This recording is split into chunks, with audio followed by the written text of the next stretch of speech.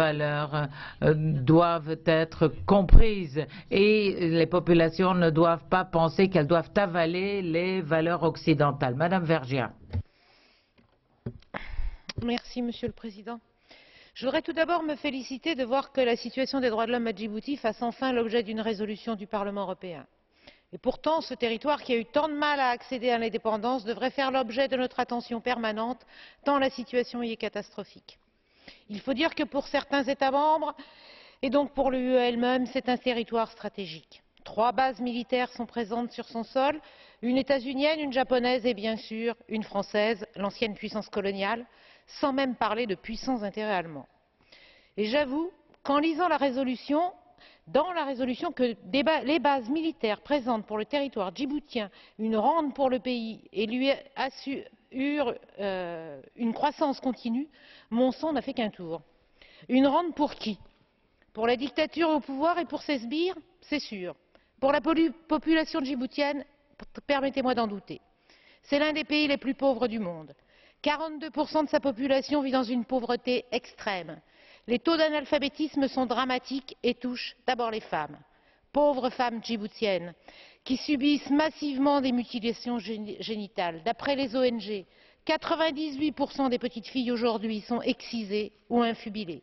Et oui, elles sont violées, notamment par des membres de l'armée. Le chômage y est endémique, et particulièrement pour les jeunes. Ces jeunes, ces femmes, qui sont à l'origine des mouvements de contestation qui touchent le pays. Les élections de février 2013 ont pu représenter un espoir et c'est le pari qu'a fait l'opposition démocratique en y participant pour la première fois depuis 10 ans. Ces élections ont donné la victoire massive au parti au pouvoir, les observateurs sur place n'ont rien vu. Pourtant, on peut avoir des doutes, les résultats officiels pour chaque bureau de vote ne sont toujours pas connus. La clé des élections repose pourtant sur les résultats de la ville de Djibouti où vit les 3/4 de la population.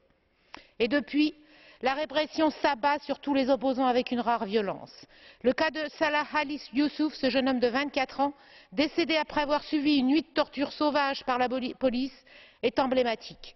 On peut aussi parler de Mohamed Hamid Tchadjik, emprisonné depuis mai 2010, sans procès et sans soins, et Daher Ahmed Farah, leader de l'opposition qui a eu le courage de retourner dans son pays pour y mener la lutte démocratique, vient d'être emprisonné cette semaine.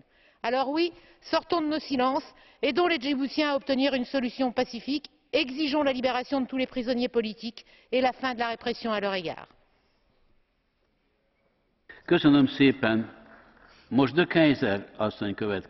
Merci. Madame de Keyser. Merci, Monsieur le Président.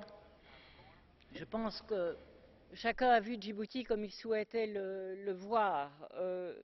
Je me réfère à l'exquise cuisine française évoquée par